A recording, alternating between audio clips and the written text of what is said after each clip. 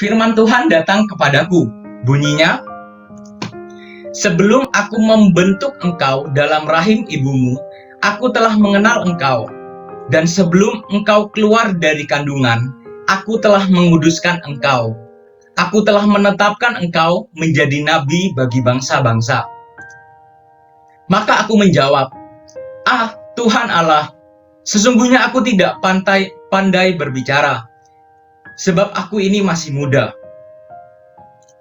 Tetapi Tuhan berfirman kepadaku, janganlah katakan aku ini masih muda, tetapi kepada siapapun engkau kuutus, haruslah engkau pergi, dan apapun yang kuperintahkan kepadamu, haruslah kau sampaikan.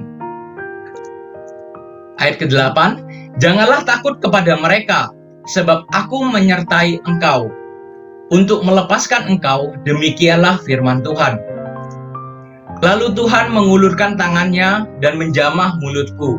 Tuhan berfirman kepadaku, sesungguhnya aku menaruh perkataan-perkataanku ke dalam mulutmu.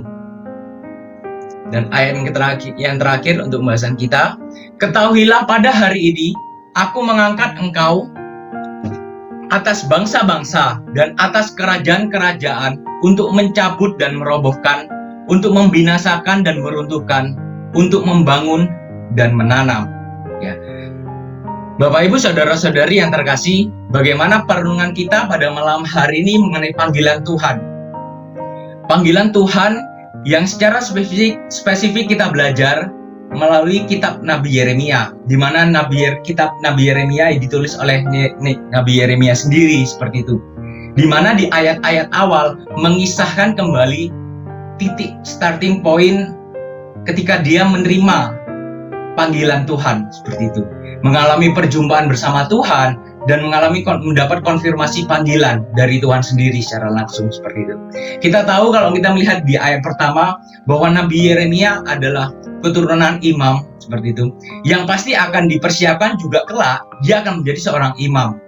Namun secara khusus Tuhan punya rencana yang spesifik kepada Nabi Yeremia, yang harusnya dia akan kelak menjadi imam, tapi Tuhan menetapkan dia menjadi nabi, menjadi penyambung lidah Allah, menyampaikan pesan Allah kepada umat Tuhan, kepada orang-orang di sekitar seperti itu. Itulah yang jadi tugas panggilan Nabi Yeremia. Kita melihat di ayat-ayat tadi bagaimana Nabi Yeremia pun masih bergumul ketika menerima panggilan itu.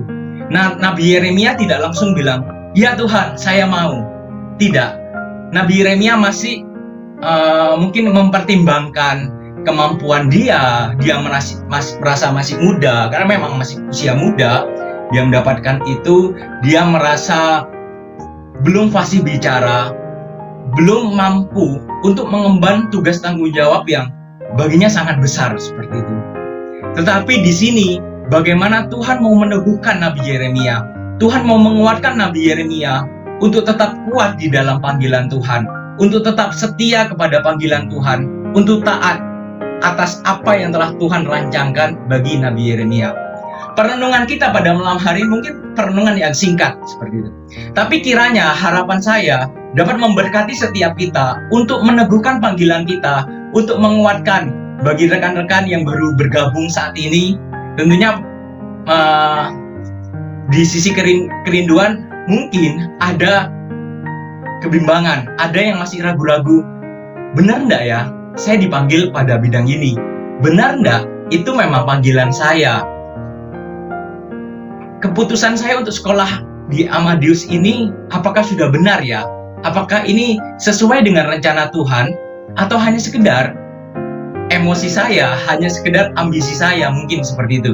Lah, dengan harapan ketika perenungan pada malam hari ini, kiranya menjadi konfirmasi bagi setiap kita, untuk menguatkan kita, untuk kita mau tetap setia, untuk kita tetap taat di dalam panggilan Tuhan. Ada 3 poin, ada 3 hal yang menjadi pembahasan kita, perenungan kita pada malam hari ini, berbicara mengenai panggilan Tuhan. Panggilan Tuhan. Yang pertama, yaitu Tuhan mengenal kita.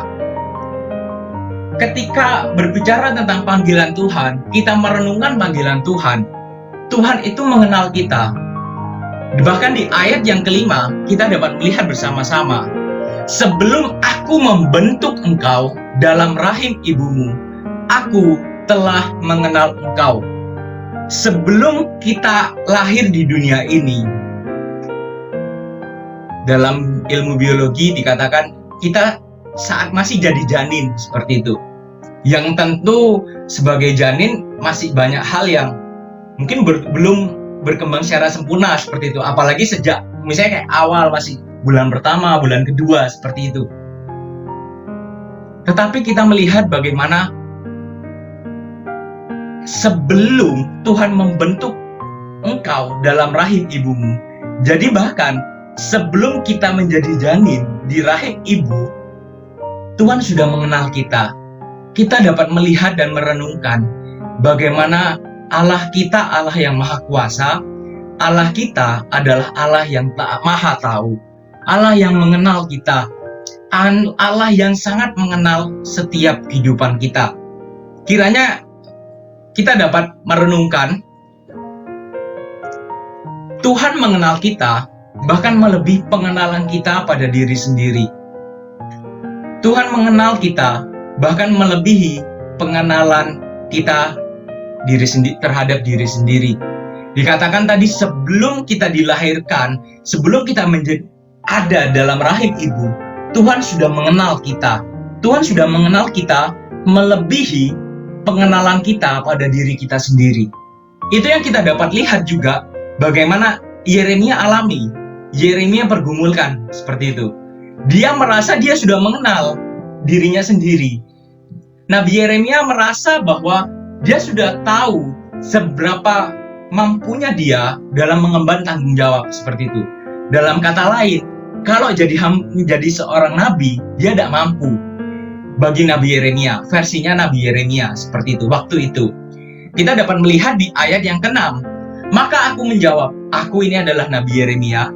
Ah Tuhan Allah, sesungguhnya aku tidak pandai berbicara, sebab aku ini masih muda.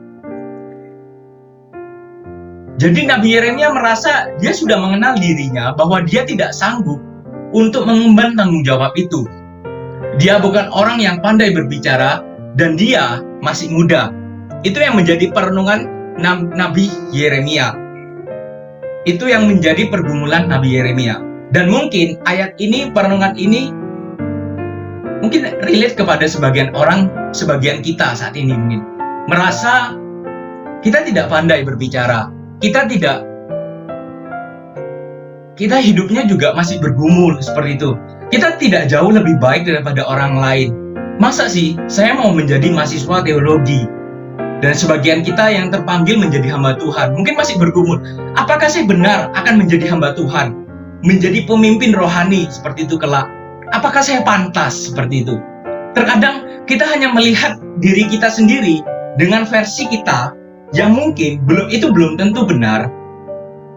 Dan percayalah, saat Tuhan yang memanggil kita, Tuhan jauh lebih mengenal kita daripada diri kita sendiri. Kita mengenal diri kita seperti itu. Mungkin memang benar, pada saat ini kita tidak pandai berbicara seperti apa yang dialami oleh Nabi Yeremia. Tapi Tuhan sudah tahu potensi kita, Tuhan sudah tahu kapasitas kita, bahwa kelak ketika Tuhan memperlengkapi kita, kita punya kemampuan itu untuk mengemban tanggung jawab itu, seperti itu. Jadi pada saat ini, mari tetap semangat untuk menjalani panggilan Tuhan. Saat bagi kita yang masih ragu-ragu, apakah kita sanggup? Apakah saya sanggup? Apakah saya sudah pantas untuk menjadi hamba Tuhan, seperti itu? Percayalah, kalau memang itu adalah panggilan Tuhan, itu adalah rencana Tuhan atas kehidupan setiap kita, Tuhan yang akan memampukan. Karena poin yang pertama, Tuhan mengenal kita. Tuhan sangat mengenal kita, bahkan melebihi diri kita ataupun orang lain, seperti itu. Saya sedikit teringat bagaimana ketika awal-awal saya mau sekolah Alkitab. Mungkin kisahnya cukup panjang, tapi saya berusaha untuk sesingkat mungkin. Ketika saya bergumul untuk mau sekolah Alkitab menjadi hamba Tuhan, saya sempat untuk minta izin kepada keluarga, secara khusus keluarga besar. Dan saya teringat salah satu respon dari keluarga seperti itu ketika saya izin untuk akan sekolah Alkitab, di mana waktu itu full masuk asrama seperti itu. Jadi benar-benar hamba Tuhan yang full time lah seperti itu. Itu saya minta izin dan saya teringat respon karena mungkin karena background keluarga besar kami tidak ada yang menjadi pendeta seperti itu. Jadi ya ini masih kayak ini anak ini aneh banget gitu. Ini nyempal ini sudah dikeluar dari jalur kebiasaan keluarga seperti itu. Ini ada yang ini perlu diragukan ya mungkin ya. Lah, jadi bertanya ketika saya bilang saya mau sekolah Alkitab. Mau sekolah Alkitab, mau jadi pendeta. Mau jadi pendeta. Makan apa lu? Mau makan batu. Aduh, itu mungkin perkataan yang terngiang-ngiang, tapi ya jangan sampai jadi ini juga sih, jangan sampai jadi luka dan yang lain seperti itu. Tetapi saya mengingat bagaimana itu ada momen-momen bahwa ada tantangan ketika saya menggumulkan panggilan Tuhan seperti itu. Di saat itu juga saya masih bergumul, apakah saya pantas, apakah ini benar seperti itu, dan juga mendapat tantangan dari pihak di luar saya seperti itu, di sekitar saya. Tetapi saya meyakini bahwa walaupun saya tidak tahu saya mampu atau tidak seperti itu, karena saya juga saya bukan orang yang pandai berbicara di tempat umum seperti itu. Ya kurang lebih seperti Nabi Yeremia ini. Di masa muda, waktu itu masih usia 18 tahun, tidak pandai berbicara. Dulu waktu jadi ketua kelas pun tidak mau bicara di depan. Walaupun dipilih sebagai ketua kelas seperti itu. Tapi saya yakin sih, kan dipilih itu bukan karena saya mampu waktu itu. Tapi karena ya namanya anak-anak SMA kayak seru-seruan gitu aja seperti itu. Jadi hampir 1 tahun itu setiap yang maju di depan itu saya suruh untuk wakilnya, ayo kamu yang ngomong, kamu bicara aja seperti itu. Karena saya tidak bisa seperti itu. Saya teringat waktu khotbah pertama kali sebelum sekolah Alkitab dipercayakan di kaum muda di tempat asal saya, kamu nyampaikan firman Tuhan ya, kamu kan mau jadi hamba Tuhan nih, mau sekolah Alkitab gitu. Hampir sepanjang 30 atau 40 menit saya berkhotbah situ, saya mempersiapkan. Saya itu ngelihat di lantai gitu, Bapak Ibu teman-teman semua. Jadi karena memang betapa malunya saya, betapa saya merasa memang tidak mampu seperti itu. Tapi berjalannya waktu saya meyakini bahwa ini adalah panggilan Tuhan. Tuhan yang mengenal saya, Tuhan tahu bahwa saya bisa ketika saya berusaha, ketika saya sungguh-sungguh menjalani panggilan itu. Jadi teman-teman, bagi teman-teman semua, bagi Bapak Ibu semua yang masih bergumul, yang masih ragu-ragu, mari kita mau percaya kepada Tuhan. Saat Tuhan sudah memanggil, percayalah, Tuhan itu mengenal kita, melebihi diri kita sendiri. Kalau kita melihat di ayat yang ke-7, bagaimana jawaban Tuhan kepada Nabi Yeremia ketika Nabi Yeremia dalam kanda lain menolak seperti itu panggilannya. Tuhan berfirman kepadaku, janganlah katakan aku ini masih muda, tetapi kepada siapapun engkau kuutus, haruslah engkau pergi. Dan apapun yang kuperintahkan kepadamu, haruslah kau sampaikan. Di sini saya memberikan warna beda kepada kata haruslah. Di mana kata haruslah itu adalah suatu kewajiban yang harus kita lakukan. Bukan lagi kita diperhadapkan kepada pilihan. Kamu mau atau tidak? Ya, kalau kamu mau silakan, jika tidak ya sudah, seperti itu. Tidak. Bapak Ibu rekan-rekan semua. Tapi kita diperhadapkan bagaimana Tuhan itu sudah memanggil setiap kita dan kita pergi, kita harus taat kepada panggilan itu. Kita sebagai hamba Tuhan, kita sebagai miliknya Tuhan, orang-orang yang telah ditebus, kita bukan milik kita sendiri, tetapi kita miliknya Kristus. Kita menyadari bahwa kita tidak ada lagi untuk mau atau tidak, tetapi bagaimana saat itu panggilan Tuhan, kita harus untuk taat kepada panggilan Tuhan. Serasa itu kok, waduh, kok udah enak ya, terasa itu hal yang sangat mengekang seperti itu. Tetapi sekali lagi saya mau menegaskan kepada setiap kita, ketika Tuhan mengatakan harus, karena Tuhan sudah mengenal setiap kita, Tuhan sudah mengenal kapasitas kita, Tuhan sudah mengenal bahwa kita akan mampu. Bukan karena kita hebat, tetapi karena Tuhan yang menyertai, Tuhan yang memampukan. Itu kita dapat lihat di ayat yang selanjutnya.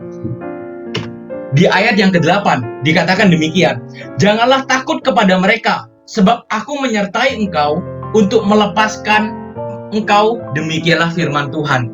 Jadi jaminan Tuhan, ketika Tuhan mengatakan harus, Tuhan yang sudah menjamin setiap kita bahwa Tuhan yang menyertai, Tuhan yang menolong setiap kehidupan kita. Hal yang kedua, yaitu Tuhan menguduskan kita. Saat kita tadi menyadari bahwa panggilan Tuhan, karena Tuhan yang sudah mengenal kita. Dan yang kedua, Tuhan sudah menguduskan kita seperti itu.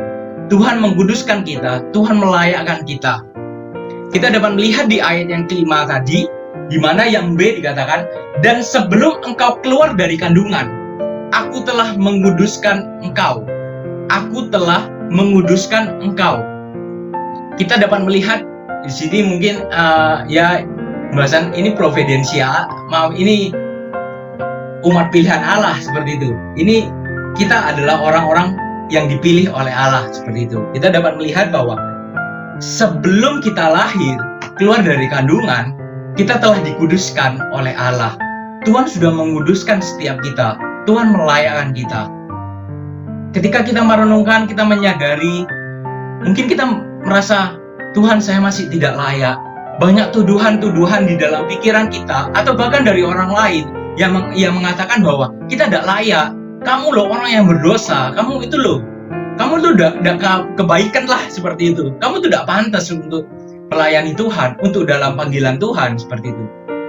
Tapi kebenaran firman Tuhan pada malam hari ini, kiranya boleh menguatkan setiap kita bahwa memang benar, kita tidak pantas, kita jatuh di dalam dosa, kita fall short, kita tidak mencapai standar yang Tuhan mau, kesempurnaan yang Tuhan mau, kita tidak bisa, kita sangat jauh dari perkenanan. Tetapi kita melihat anugerah Tuhan yang benar-benar sungguh nyata bagi setiap kehidupan Tuhan. Bukan karena kita hebat, tetapi karena anugerah Tuhan yang sangat besar yang Tuhan telah berikan bagi setiap kehidupan kita. Tuhan yang menguduskan kita, Tuhan yang menguduskan Nabi Yeremia, Tuhan yang menguduskan setiap kita. Jadi Bapak Ibu, saudara-saudari yang terkasih, melalui pengorbanan Tuhan Yesus, Allah telah menebus dosa kita dan melayakkan kita untuk melayani Tuhan. Seperti tadi WL sempat singgung Gospel Center seperti itu. Itulah inti dari iman kekristenan kita. Bagaimana Injil yang telah memerdekakan setiap kehidupan kita, Injil yang telah menebus kehidupan Tuhan Yesus, pengorbanan Tuhan Yesus Kristus yang telah menembus kehidupan kita, melayakkan setiap kehidupan kita menjadi ciptaan yang baru. Dan kita dapat berkenan untuk melayani Tuhan. Jadi kita tahu bagaimana yang pertama ketika di dalam panggilan Tuhan, Tuhan sudah mengenal kita. Tuhan sudah mengenal diri kita, melebihi kita sendiri, mengenal diri kita. Dan yang kedua, Tuhan yang menguduskan setiap kehidupan kita. Tuhan melayakkan setiap kehidupan kita melalui pengorbanan Tuhan Yesus di atas kayu salib. Oleh karena itu, mari kita mau terus mempertahankan iman kita. Mari kita mau terus tingkatkan kedewasaan iman kita. Untuk kita terus memandang kepada Tuhan. Untuk kita tetap setia kepada panggilan Tuhan. Bagaimana Tuhan yang telah menebus dosa kita dan melayaninya. Dan melayakkan setiap kita untuk melayaninya. Tuhan sudah memberikan yang terbaik bagi setiap kehidupan kita. Pengorbanannya sungguh besar. Tidak ada pengorbanan yang melebihi pengorbanan Tuhan Yesus Kristus. Tuhan sudah memberikan yang terbaik. Pertanyaan yang menjadi perenungan kita, apakah kita mau, kita bersedia untuk memberikan yang terbaik bagi Tuhan? Kita memberikan yang terbaik untuk hidup di dalam panggilannya Tuhan. Kita dapat melihat kembali di ayat-ayat selanjutnya, bagaimana setelah Tuhan mengetahui kita, Tuhan mengenal kita, Tuhan menguduskan kita, dan yang ketiga, Tuhan yang menetapkan setiap kehidupan kita. Tuhan sudah menetapkan setiap kita secara spesifik. Istilahnya kalau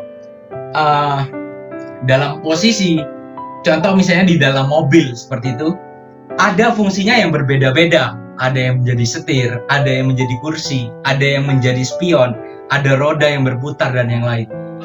Tentu itu perancang sudah menetapkan secara spesifik.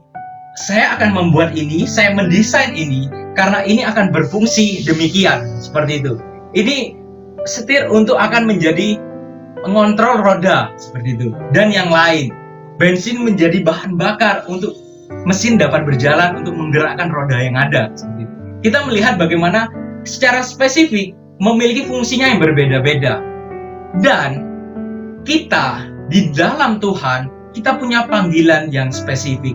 Tuhan sudah menetapkan kita secara spesifik, sebagaimana apa yang dialami oleh Nabi Yeremia juga. Kita dapat melihat di ayat yang kelima, sebelum aku membentuk engkau di dalam rahim ibumu, aku telah mengenal engkau. Sebelum engkau keluar dari kandungan, aku telah menguduskan engkau. Aku telah menetapkan engkau menjadi nabi bagi bangsa-bangsa.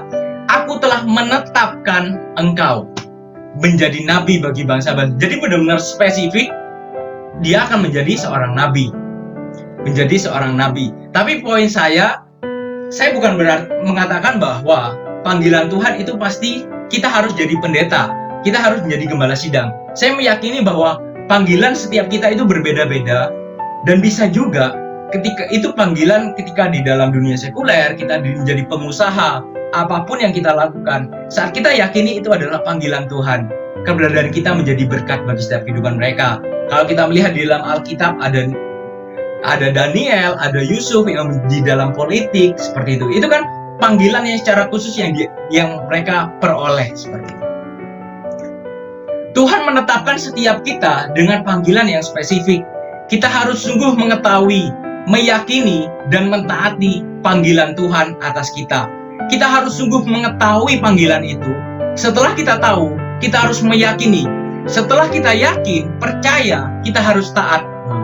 Jadi kita melihat ada 3 fase ketika kita menggumulkan panggilan yang spesifik atas kehidupan kita. Ketahui, yakini, dan taatilah. Tuhan memanggil kita sesuai rencananya, maka Tuhan yang akan bertanggung jawab atas kehidupan kita. Kita sudah melihat semua, Tuhan mengetahui, Tuhan telah menguduskan setiap kita, dan Tuhan yang telah menetapkan kita.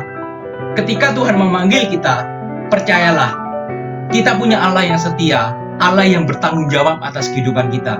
Mungkin kalau kita berserah kepada orang lain, akan berujung kepada kekecewaan. Tetapi ketika kita berserah bergantung kepada Tuhan, percayalah bahwa Tuhan tidak pernah mengecewakan setiap kehidupan kita. Dia bertanggung jawab atas kehidupan kita. Kalau kita melihat kembali di ayat ke-8, 9, dan 10, bagaimana penyertaan dan pertolongan Tuhan sangat meneguhkan, sangat menguatkan Nabi Yeremia, dan kiranya meneguhkan setiap kehidupan kita, bahwa Tuhan selalu akan menyertai untuk melepas dari permasalahan. Oleh karena itu jangan takut, aku menyertai engkau. Ayat ke-9, aku menaruh perkataan-perkataanku ke dalam mulutmu. Ketika Nabi Yeremia merasa dia tidak pandai berbicara, Tuhan yang memperlengkapi kok. Tuhan yang meneguhkan, aku akan menaruh perkataan-perkataanku ke dalam mulutmu. Jadi jangan khawatir, jangan takut. Tuhan yang memperlengkapi setiap kehidupan kita. Dan Tuhan yang akan mengangkat engkau. Tuhan yang akan memampukan, yang Tuhan akan menolong setiap kehidupan kita. Bagaimana penyertaan dan pertolongan Tuhan. Jadi Bapak Ibu Saudara-saudari yang terkasih, ketika kita merenungkan mengenai panggilan Tuhan, hidup dalam panggilan Tuhan berarti hidup di dalam pimpinan Tuhan, di dalam pemeliharaan Tuhan, dan untuk kemuliaan nama Tuhan. Setiap kita yang kita yakini bahwa kita dipanggil oleh Tuhan, saat ini kita bergabung dalam keluarga besar STT Amadeus ini. Ketika kita yakin ini adalah panggilan Tuhan, berarti kita telah hidup di dalam pimpinan Tuhan, kita hidup di dalam pemeliharaan Tuhan, dan jalan kita untuk memuliakan nama Tuhan. Jadi tetap semangat, tetap kita mau bergantung kepada Tuhan. Apa yang sudah kita mulai, mari kita juga akhiri dengan baik, seperti itu Bapak Ibu. Semangat kita untuk studi seperti itu, untuk semangat mau menjadi hamba Tuhan, belajar lebih lagi tentang Alkitab. Kiranya tidak hanya semangat waktu di awal-awal saja, tetapi di pertengahan sampai akhir, sampai lulus, dan setelah lulus pun dalam pelayanan, kita tetap setia, kita tetap semangat di dalam panggilan Tuhan. Amin, puji nama Tuhan. Kiranya perenungan pada malam hari ini dapat memberkati setiap kehidupan kita.